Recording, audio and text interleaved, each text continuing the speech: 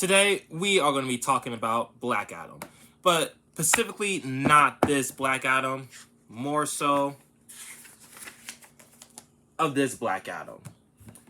As you can see from the title, I'm going to be starting a new series. I have no idea what I'm going to name it yet. I probably call it What Comic Books Have Taught Me, or What Have Comic Book Characters Have Taught Me, or What Have Comics Have Taught Me. But as from the title of this video, you'll see what title I've gone with when it comes to this new series. So this is What Comics Have Taught Me, Episode 1, Black Adam. What Black Adam has taught me, well, first and foremost, when it comes to the character Black Adam, he doesn't really have that much solo issue runs. He doesn't really have that much, solo comic book events like a Batman or a Superman or even a Wonder Woman has, because he's not that kind of main character. He mostly plays the role as the main villain behind the Justice League, the main villain behind Shazam, aka Captain Marvel, depending on which generation you want to talk about. But when it comes to the character Black Adam, as you guys know, and just for those who don't know already, Black Adam is in my top 10 favorite comic book characters of all time. He is number 8 for me, right in front of Magneto and Doctor Doom, but behind characters like Black Panther and Gambit.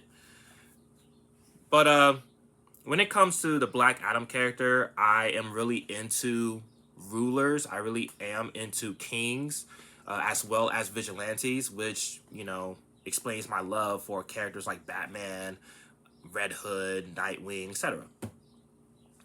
But when it comes to Black Adam specifically, what he has taught me and what his comic books have taught me. Now, mind you, I've only read the Rise and Fall of the Empire, which is a freaking fire ass story behind Black Adam and like his governments and his wife and his brother-in-law. I'm not gonna say no spoilers. Go get that for yourself. But what Black Adam has pretty much taught me, starting with number 1, is politics are not logical, which is pretty much self-explanatory. I'm pretty sure a majority of the people nowadays understand that politics is pretty much of a joke to a certain extent.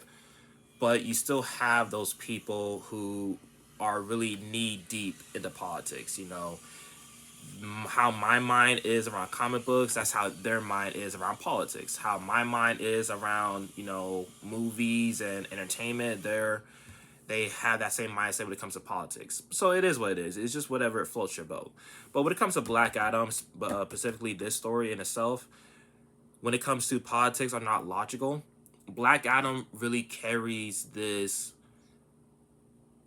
image of more of a monarch versus diplomacy and democracy, which is explainable because when you have godlike power, you're not really going to be, listening to other people's ways of living when it comes to your own country, when it comes to your own people. That's pretty much what Black Adam betrays himself as. He betrays himself as the champion of his people. Rather they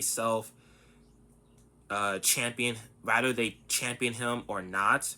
He is pretty 50-50 when it comes to himself proclaiming himself to be the champion, but he also has those people in his country that picked him as the champion simply because he's the most powerful out of all of us. So he has to be the leader. And of course, he's lived for thousands of years, but that's, But when it comes to Black Adam behind politics are not logical, we can take this into a real life stance, but let's talk about this universally. You have those lands, you have those countries that are more so diplomatic. You have those countries, you have those lands that are more so of a democracy. When it comes to left and right, blue and red, we will have a vote, and the majority of the votes wins. To where Black Adam's case, he is the law. He is the big gun. He is the top dog. He is the leader. He is the champion. He may have his little second, third, fifth in commands, You know, he may have his little service, his little generals, but at the end of the day, Black Adam is the one with the iron fist. Black Adam is the one that says no and that says yes. And if anybody in country or outside of country has a problem with that, you're not bulletproof, or you're not immortal, just like I am. That's pretty much the whole mindset of Black Adam. And when it comes to that, you have majority of the people in his lands love him and like him for it and respect him for it, because it's like he has all this knowledge, he has all this power, and what he wants to do is do right by us. He's our protector, he's our champion. You know what? I don't care what other people say. He's our champion, and we should you know, treat him as such. But then you also have other people who may not feel that way. Oh, I don't like his methods. You know, his methods are too ruthless. He nobody is checking him. He has nobody in his corner, or he has nothing to be afraid of, to where I'm more afraid of him than he is of me, if that makes sense.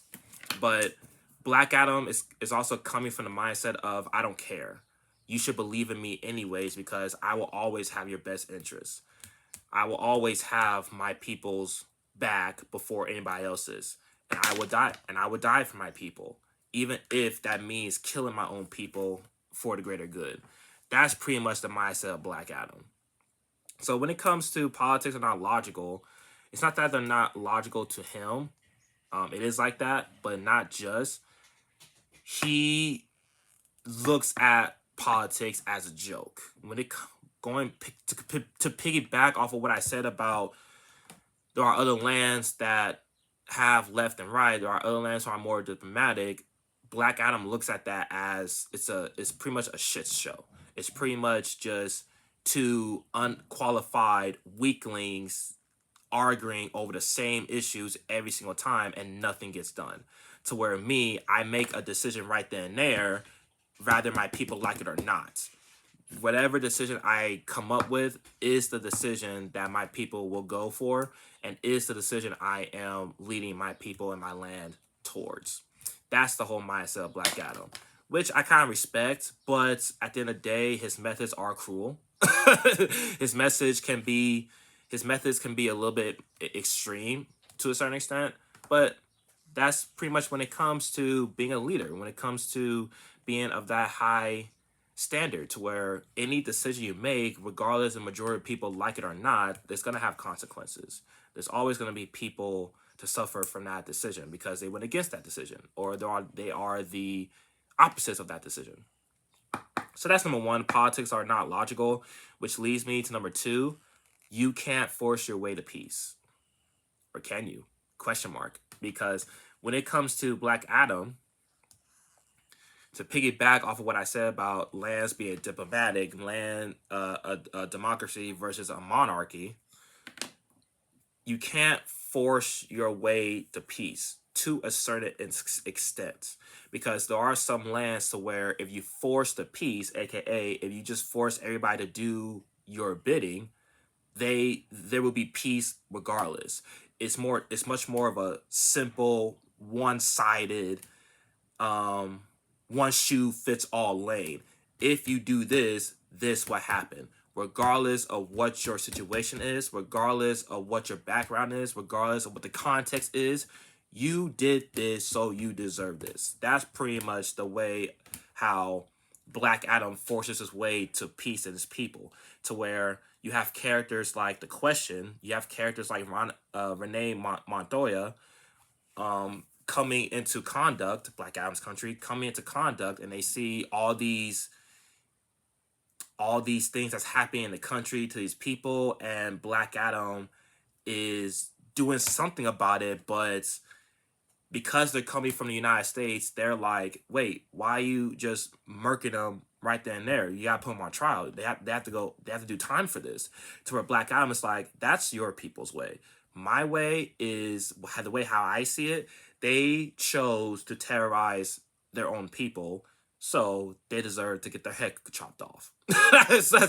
That's pretty much Black Adam's way of looking at it, which, if you put that in a real life setting, you have people who understand it, but you also have people who's like, that's kind of that's kind of cruel. You're not being the bigger person. You're just reflecting the same heinous act to them that it did to you, or they did to your own people. To where Black Adam's like, I don't give a fuck, bro, because this is my land, this is my people. It's not their land, it's not their people. I say what goes. I think they deserve to get their heads chopped off. They get their heads chopped off. Like, you can't do nothing but respect it. But when it comes to you can't force your way to peace, that's where Black Adam crosses the line. That's where Black Adam becomes more of a villain than a hero, which is why, you know, DC will proclaim him as kind of like more of an anti-hero versus a superhero, to be in general, because, you know, he's the kind of guy that just kills off rip. Like, he doesn't have no kill code. He has no code. The code is you do what I say or you get murked. So more of a Jason Todd perspective. But that's pretty much how he becomes, you know, not enemy of the state, enemy of the globe. Because when it comes to Rise and Fall of the Empire, you literally have all these different countries, other than China, for good reason. You have all these different countries like plotting, and they freaking hire the world's smartest scientists to create weapons to go against Black Adam. I won't do too many spoilers, but yeah, because of Black Adam's methods, he becomes enemy of the globe, and, you know, they try to murk him before Black Adam somehow decides to murk us. You know, but that's pretty much what I got for number 2. Moving on to number 3, power is the driving force for the big decisions. And what I mean by that is when you're at a certain level of power, when you're at a certain level of status, you make the big decisions. But in order for you to make the big decisions, you have to have that power. You have to have that high status. You have to have that level of influence. Excuse me. You have to have that level of influence in order to make those big decisions. Because if we just let Joe Schmo make these big decisions on the economy, where the country is going, laws, how we're approaching crime, if we just have Joe Schmo, like, he'll freak the fuck out. He'll go insane because it's too much power. It's too much to handle. People can barely handle, you know, jobs today. And what makes you think they can handle a whole country? Not only handle a whole country, but manage the relationship with other countries. So when I say what Black Adam has taught me, that power is the driving force for the big decisions, in order to put out a fire, you need somebody who knows how to put out fires. In order to be successful financially, you need to have the input and the ear of somebody who is a financial expert.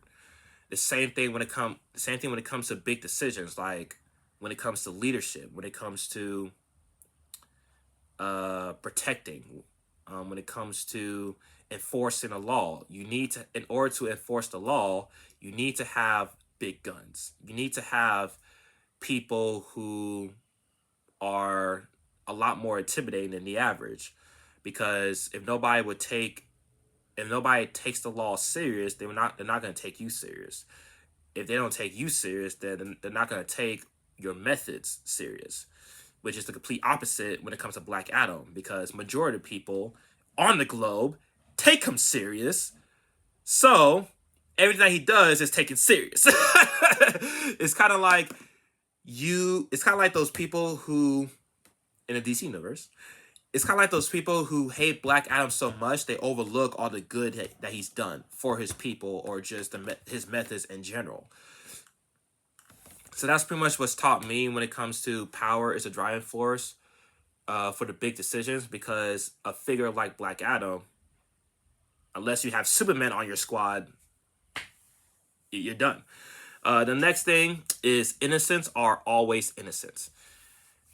In this story of Black Adam, and even his backstory, he is his backstory really comes from a man who's lost everything, a man who's lost his wife, a man who's lost his family, a man who's lost his children, and he just promised his whole soul to the superpowers of, you know, Shazam, basically the superpowers of like all these Egyptian gods, and he uses that power to just wipe out all his enemies, to wipe out the ones who wiped out his family, wipe out the ones who wiped out his village, etc., etc. And because he pretty much went crazy with this, Shazam pretty much tried to tell the wizard Shazam. The wizard Shazam pretty much tried to tell him like, you're out of control. I want my power back. And Black Adam basically said, look how much good I'm doing to the world. Look how much good I'm doing for my people. And you want your power back? Screw you. So that's basically the main frame when it comes to Black Adam of.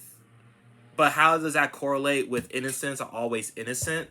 I'm nowhere saying Black Adam is innocent. I am saying I know exactly where he's coming from. Because as a man, when you've been enslaved, when you've been tortured and terrorized by a land that conquered your land, your people, your family, and have smite down your children, and you've got this chance to get this godlike ability, why would you say no?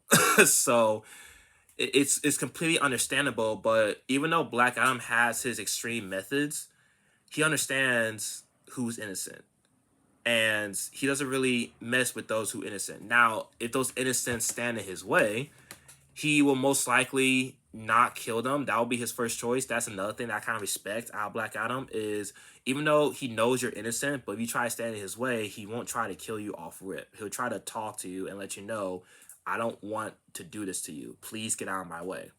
Now, he at least gives him a chance. He at least gives him a chance. But even to a guy like that, even to a man like that, even to a being like that with those extreme methods, he even recognizes the innocent is worth protecting. So that's pretty much what I mean by innocents are always innocent. In conclusion, the reason why I love Black Adam so much, other than those reasons that I pretty much spewed, is the fact that, you know, in the basic of it all, Black Adam is just a man. Black Adam is just a man who went crazy, getting godlike ability, and all he's worried about is just fighting for his people, fighting for his land, his family, his heritage. That's pretty much all he wants. It's just that the world keeps proving him wrong. The world keeps proving him right. That the world needs an Iron Fist. The world needs my leadership. The world needs to be feared by me. To where when it comes to a character like Superman, he runs off of hope. He runs off of truth and justice. To where Black Adam, he's more so, it's not about truth and justice. It's about who's in power.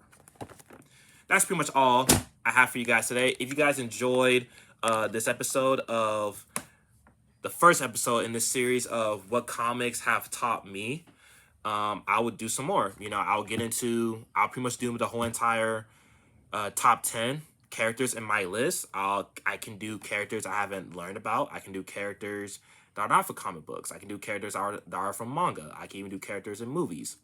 It's up to you guys. But that's pretty much all I got. Y'all take care.